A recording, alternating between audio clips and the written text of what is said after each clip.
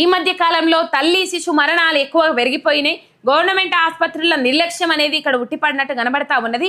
దామోదర రాజనరసింహ గారు మీరు దీని మీద ఏమన్నా చలనం ఉండాలి ఈ అంశాల పట్ల. మీకు మాతా శిశు మరణాలు ఎక్కువగా పెరిగిపోయినాయి 4-5 నెలల నుంచి. ఇంకా జోరుగా మొన్న 2 చూసినాం మనం. కడుపులో ఒక బిడ్డ చనిపోయింది.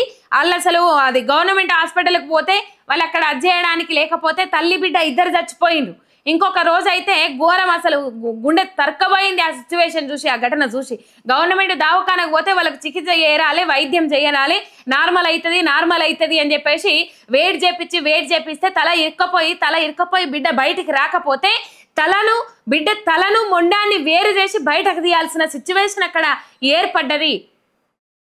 అక్కడ గవర్నమెంట్ లోకల్ ఏరియా ఆసుపత్రి నుంచి జిల్లా ఆసుపత్రికి తరలించారు. జిల్లా ఆసుపత్రి నుంచి మళ్ళీ ప్రైవేటు యాజమాన్యం దగ్గర దాకా పోయినా కూడా బిడ్డ బతకలే, బిడ్డ చచ్చిపోయింది. తల్లి ప్రాణం ఇంకా కొద్ది గంటల సేపు ఆ బిడ్డ అట్లనే ఉండిపోతే, తల బయటకు మొండం లోపలికి ఆ బిడ్డ అట్లనే ఉండిపోతే మొత్తం మీద ఆ తల్లి జీవిడిచే పరిస్థితి అక్కడ ఏర్పడుతుంది అని చెప్పేసి వైద్యులు ఆ బిడ్డ తల మొండాన్ని వేరు చేసి బయటకు తీసిండ్రు. ఆయన ఇంకొకటి ఇవాళ అట్లాంటి ఘటన ఒకటి చోటు చేసుకున్నది. పాపం తల్లి చనిపోయింది, బిడ్డ చనిపోయింది, ఇద్దరు చనిపోయినరు. ఈ అంశంలో సిబ్బంది నిర్లక్ష్యం. మాతా శిశు ఆరోగ్య కేంద్రంలో 8 నెలల గర్భిణి మృతి.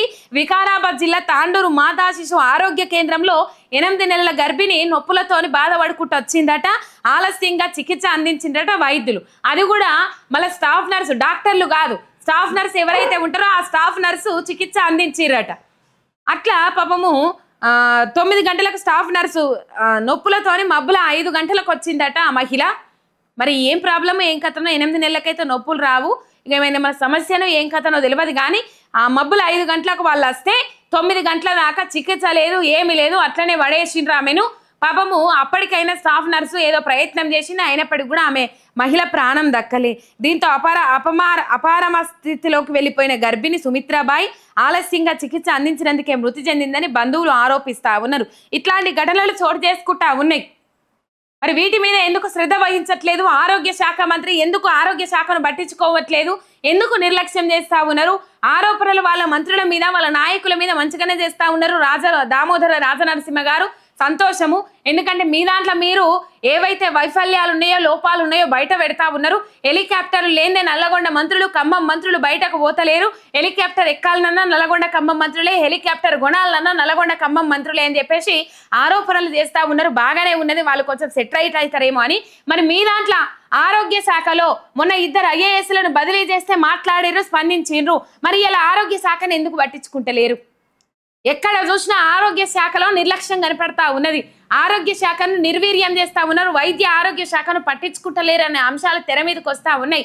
ఎక్కడ పోయినా ప్రభుత్వ దవాఖానాలలో మందుల కొరత, బెడ్ల కొరత, పేషెంట్లకు చికిత్స చేసే వైద్యుల కొరత, స్టాఫ్ నర్సుల కొరత, ఉన్న సిబ్బంది కూడా పట్టించుకోకపోవడము. ఒకానొక సందర్భంలో ఒక వృద్ధుడు, 60 సంవత్సరాల వృద్ధుడు చికిత్స కోసం వస్తే ఆయన దొర్లి బెడ్ కింద పడ్డా కూడా పట్టించుకోలే సిబ్బంది. మొన్న ఒక కరీంనగర్లో అనుకుంటా ప్రభుత్వ ఆసుపత్రి ఏదైతే ఉన్నదో ఆ ఆసుపత్రికి యాక్సిడెంట్ అయిన పేషెంట్ను పట్టుకొని పోతే అక్కడ చికిత్స చేయలేదు. వైద్యుల నిర్లక్ష్యము. రాత్రి వచ్చిండ్రు చికిత్స చేయమని అంటే అధిక రక్తస్రావమై చిన్న గాయం వల్ల ఆ వ్యక్తి అక్కడ జీవిడిచిండు. ఇట్లాంటి పరిస్థితులు ఎన్నో ఉన్నాయి. సెలైన్లు పెట్టుకోవడానికి లేవు, స్టాండ్లు లేవు. అటెండర్లుగా వచ్చిన వాళ్ళే సెలైన్లు పట్టుకొని నిలబడతా ఉన్నారు. గర్భిణీ స్త్రీలకు పట్టించుకుంటలేరు, కేరింగ్ లేదు. కుర్చీ మీద డెలివరీలు అయ్యే పరిస్థితులు ఏర్పడతా ఉన్నాయి.